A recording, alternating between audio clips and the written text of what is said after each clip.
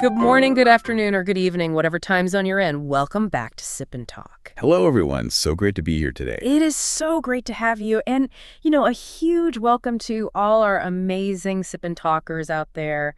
Grab your coffee or tea or whatever gets you going because, wow, we have a massive topic for you today. I really do. It's a complicated one. Yeah, it's wild because if you just, turn on the news today, here in March 2026, practically all you are seeing are the Lincoln and the Roosevelt aircraft carriers. Right. Locked right into Operation Epic Fury over in the Middle East. Exactly. Operation Epic Fury is just dominating the headlines. It is this massive, incredibly high-stakes deployment, and it is taking up, almost all of Washington's geopolitical bandwidth right now. Oh, absolutely. The sheer scale of it is just staggering. Right. But here's the thing. While the entire world is basically glued to their screens watching the Persian Gulf, someone else is quietly trying to, pick the lock on the back door over in the Taiwan Strait. Yeah, it's a classic misdirection play, really.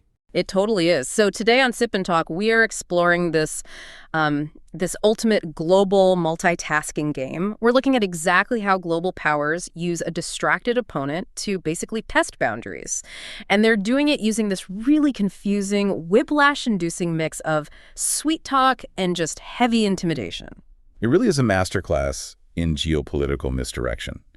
Because when you have a global superpower, like the United States, deeply engaged in one hemisphere, the ripple effects are, they're felt instantly in the other. They have to be, right? You can't be everywhere at once. Exactly. Attention, much like military hardware, is a finite resource. And right now, Beijing is watching the situation in the Middle East with this intense mathematical scrutiny. They aren't just reading the headlines. They are literally counting the munitions. Okay, yes, let's talk about those numbers, because the numbers coming out of Operation Epic Fury are just mind-blowing. We are talking about the U.S. expending over 2,000 interceptor missiles in that theater alone. 2,000. It's an astronomical number. Right. And these aren't just off-the-shelf bullets you buy at a hardware store. These are highly sophisticated, incredibly expensive pieces of ordnance. They take years to manufacture. So I sort of look at this like a bouncer at a club. Okay, a bouncer. I like that. Yeah, think about it. If the bouncer is tied up, breaking up this massive, chaotic brawl right at the front door, he physically cannot watch the alleyway in the back. That is the exact moment someone else is going to test the perimeter, to see if they can slip in through the back window. That analogy hits the nail on the head, though I'd probably take it even a step further. Oh, how so? Well, it's not just about the bouncer being physically occupied right in that moment. It's about testing how quickly the bouncer can recover and pivot. In strategic terms, Beijing is exploiting what we call a window of opportunity. A window of opportunity. Yeah. Right. They know the U.S. munitions stockpile is not infinite, and honestly, neither is the political attention span in Washington. Every single interceptor fired over the Middle East is one less available for the Indo-Pacific, at least in the short term. Wow, yeah. Which completely explains that diplomatic reshuffling we just saw in the news. Trump recently announced a delay in the highly anticipated Trump-Xi summit. He did, yes. It was originally slated for late March, right? And now it's been pushed all the way back to early May. And the administration didn't even try to hide the reason. They explicitly stated the priority right now is dealing with Iran. So Washington is openly admitting, hey, we are tied up. Precisely. They are saying it out loud.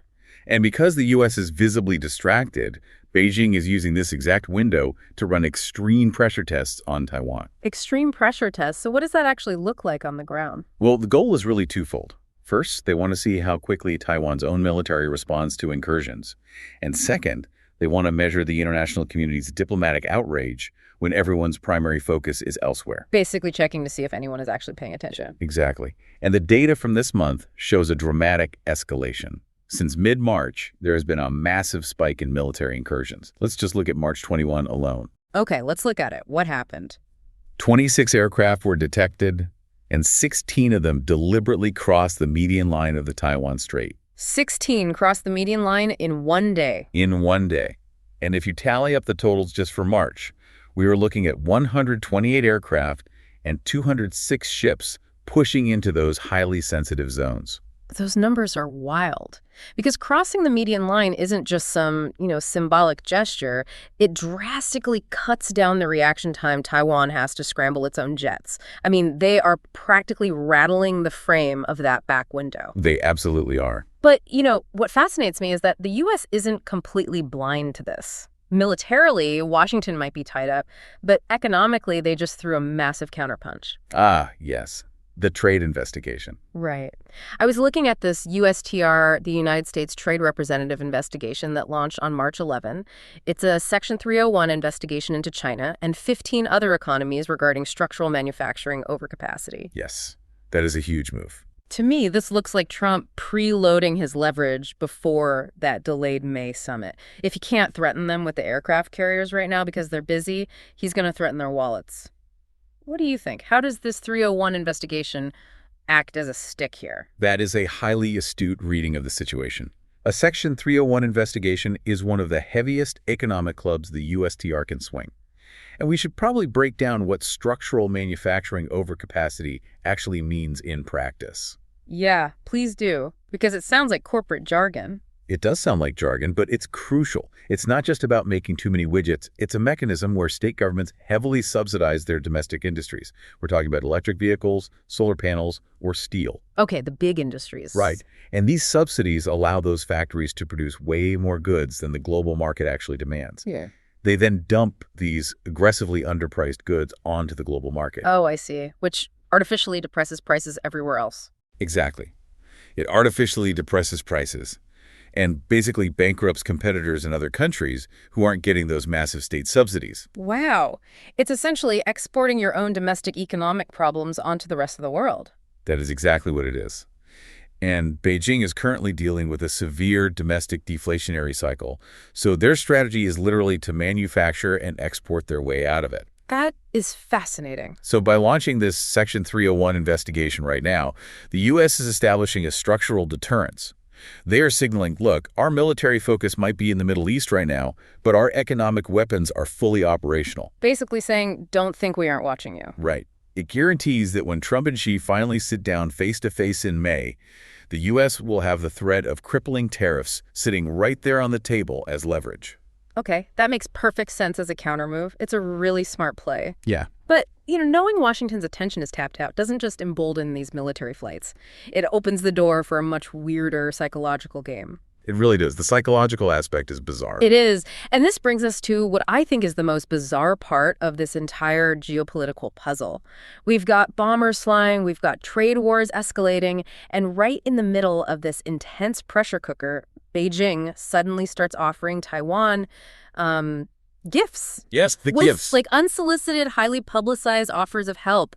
I just don't get it. Why offer to fix someone's plumbing while simultaneously parking a tank on their front lawn? It sounds totally contradictory, Yeah. but to understand that, you have to look at the physical realities of Taiwan's infrastructure. Okay, break that down for me. Well, Taiwan is a densely populated island, and it relies incredibly heavily on imported energy to keep the lights on and the semiconductor fabs running. Oh, right, the fabs. They use a ton of power. A massive amount. Specifically, they rely on LNG, liquid natural gas, Yeah. and roughly a third of their LNG supply comes from Qatar. Wait, a third? That is a huge chunk of their energy grid. It is. And if it's coming from Qatar, that means the gas tankers have to travel directly through the Strait of Hormuz. Right through the geographic choke point of the current Middle East conflict. With Operation Epic Fury raging, that specific shipping route is a massive, massive vulnerability. Oh, wow. I hadn't even thought of that supply chain issue. Most people don't until the power goes out. It creates a very real, very legitimate anxiety about energy security in Taiwan. You simply can't run a modern economy if you're constantly days away from rolling blackouts. No, of course not. The whole tech sector would freeze. Exactly. So, observing this ticking clock, Beijing's Taiwan Affairs Office steps up to the microphone and magnanimously offers to swoop in and solve Taiwan's energy crisis. Just out of nowhere. Pretty much, they literally framed it as the strong motherland backing Taiwan in their time of need. But there is a massive string attached to this offer, isn't there? I mean, it's not just out of the goodness of their hearts. The catch is the entire point. The offer to provide energy security only exists under the strict political framework of peaceful reunification. Oh my gosh. I have to say, this strategy is wild to me. It is straight out of the playbook of a toxic ex-partner. A toxic ex? How so? It's like classic gaslighting. Imagine you get a text from your terrible ex saying, "Hey, I see your power went out. I've got a free generator for you." Sounds nice on the surface. Right. But then they add, "All you have to do is sign over the deed to your house and admit you can't survive without me." I mean, it's not about actually helping. It's about inducing decision fatigue and trying to exhaust the other party until they just give up. That is a brilliant way to frame it. It's entirely about exhaustion. And thankfully, Taiwan's government saw right through it. Thank goodness. How do they respond? Taiwan's Deputy Minister Hu Jin-sang flatly rejected the offer in Parliament. And he didn't even use polite diplomatic filler words. Really? What did he say? He labeled it straight up cognitive warfare and a disguised attempt at political annexation. Wow. Good for him. Just calling it exactly what it is. Exactly. Instead of taking the bait and falling into that dependency trap, Taiwan is leaning heavily into diversified sourcing. They are working rapidly with U.S. allies to secure alternative LNG supply lines so they don't have to rely on a geopolitical adversary to keep their grid online. That is definitely the smart play. You don't hand your house keys to the person trying to break in. But, you know, this isn't an isolated incident, is it? This toxic ex-Trojan horse routine feels like a recurring theme. Oh, it is a highly established pattern. Analysts in the intelligence community actually refer to this as the Messiah narrative. The Messiah narrative. Okay, I like that term. What does it entail? Well, here is the crucial mechanism that often gets overlooked. These bizarre offers aren't actually designed to convince the mainstream Taiwanese public. Beijing knows the Taiwanese government is going to reject them. Right, really. Then who is it for? The primary audience for this theater is actually domestic Chinese citizens, and secondarily, very specific fringe political groups within Taiwan. Let's pull on that thread for a second. Why does Beijing need to play this out for their own domestic audience? Is it just a PR stunt to look like the good guys? It's a PR stunt born of absolute necessity. Think about it. If Taiwan rejects the energy offer, Beijing spins it to their own populace on state media. Ah, I see. They say, look at us. We tried to generously help our struggling compatriots, but their separatist leadership is irrational and willing to let them freeze. It creates this powerful narrative of mainland superiority. Which is completely manufactured. Entirely. We saw the exact same playbook during the pandemic. Oh, the vaccines. I remember that. Right. Beijing offered unapproved vaccines to Taiwan, while simultaneously using their diplomatic weight to create roadblocks for Taiwan to acquire internationally recognized vaccines through the WHO. It's unbelievable. It's creating the problem and then demanding praise for offering a flawed solution. And honestly, it reminds me of the high-speed rail proposal. That one always blows my mind. Oh, the underwater train. Yes. For years, Beijing has floated this idea of building a massive high-speed rail line connecting Beijing directly to Taiwan across the ocean. The irony is just staggering. It really is when you look at the domestic situation. Exactly. They are offering to build this unprecedented, futuristic underwater infrastructure across one of the most geographically complex straits in the world. But at the exact same time, they are dealing with a catastrophic domestic real estate collapse back home. The contrast is jarring, but it makes perfect political sense when you understand the mechanism of that domestic collapse. Yeah. You were referring to the tofu dreg infrastructure crisis, I assume. Yes, the tofu dreg buildings. For anyone listening who isn't familiar with that term, tofu dreg refers to buildings in China that are literally crumbling because of systemic corruption. That's a huge scandal. It's awful. You have these contractors padding their profit margins by substituting proper river sand with unwashed sea sand, and that sea sand causes the internal steel rebar to rust out in a matter of just a few years. Right, it destroys the structural integrity entirely. The concrete literally crumbles like a block of tofu. You have entire ghost cities sitting unfinished. And yet, amidst all that domestic failure, the state pushes this grand, heroic narrative of building a bullet train to Taipei.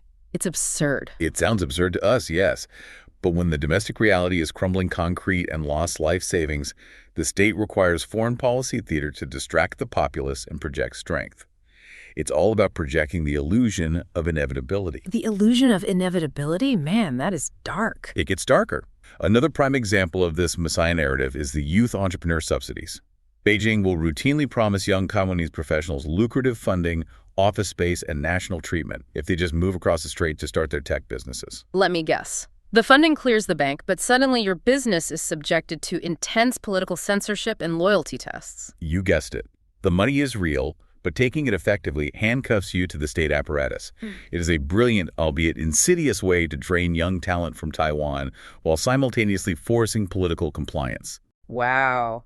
So that is the carrot side of this strategy. The fake gifts, the gaslighting, the illusion of benevolence.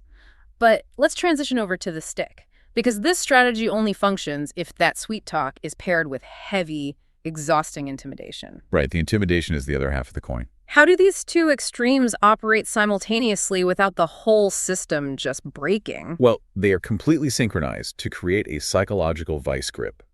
It is absolutely deliberate that the extreme warmth is paired with extreme hostility. Let's break it down by the types of threats. First, you have the raw survival threat. Survival threat, like physical danger. Yes. While the Taiwan Affairs Office is smiling on TV and offering energy assistance or medical supplies, state censors across the strait are actively allowing incredibly dark, terrifying rhetoric to go viral on the Chinese internet. Like what kind of rhetoric? Phrases like "leave the island, not the people" are allowed to trend without any censorship whatsoever. Whoa. That isn't just tough talk. That is a thinly veiled threat of ethnic cleansing. It absolutely is.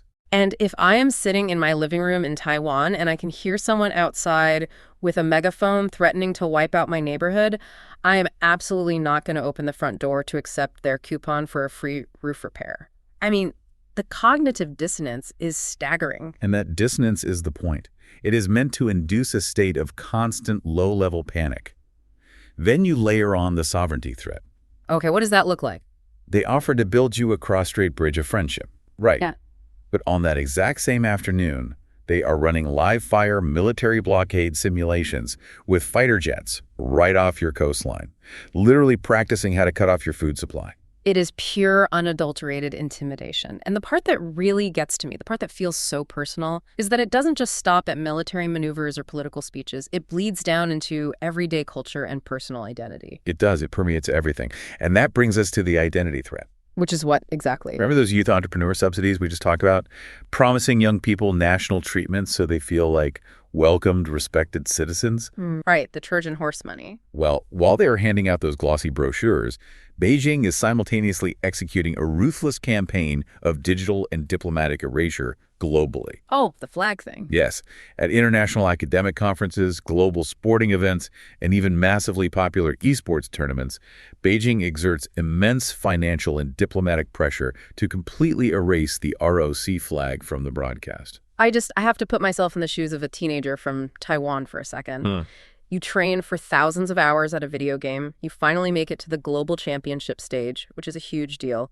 And the organizers legally and digitally scrub your home flag off the screen because a foreign government demanded it. It's devastating for morale. It is a profound, deeply personal level of geopolitical bullying. You are being told by Beijing that you are a beloved compatriot, but your very identity is being actively deleted from the global stage in real time. It is a systematic effort to ensure the country simply does not exist in the digital and international landscape. It reinforces to the Taiwanese public that resistance is futile, because the world won't even acknowledge your symbols. Okay, I hear all of that, but I have to push back on the ultimate effectiveness of this entire strategy. Okay, let's hear it.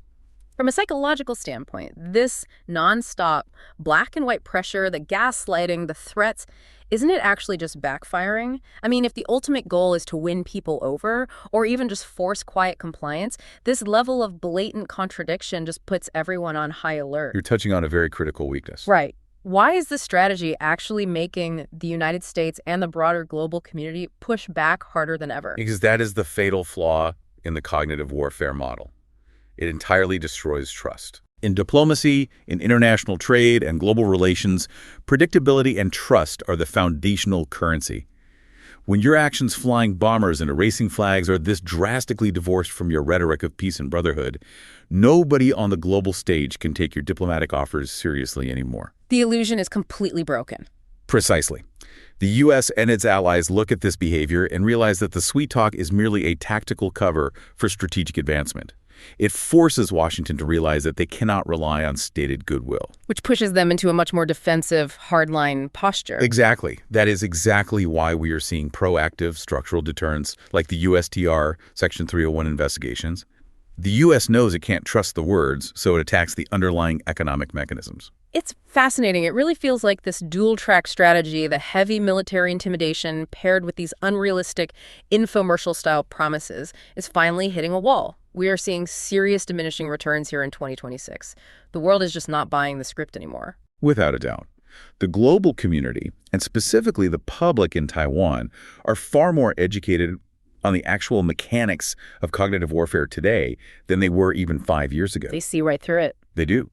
They recognize the gaslighting. The resilience against these specific exhaustion tactics is building across the board. Absolutely. Well, Sip and Talkers, we have covered a massive amount of geopolitical ground today, from missile counts in the Middle East to crumbling concrete and esports censorship. It's been quite the journey. It really has. And as always, before we wrap up, I want to make something very clear to everyone listening. Today's conversation is completely objective. We are not here to criticize, and we hold no discrimination whatsoever against any country, any specific group, or its people. That's right. We just look at the data. Exactly. Our mission here on Sip and Talk is simply to provide you with the objective facts and explain the mechanics behind these wild global events. We always encourage you to practice independent critical thinking, look at the data we discussed, weigh the different perspectives, and draw your own conclusions. I completely agree.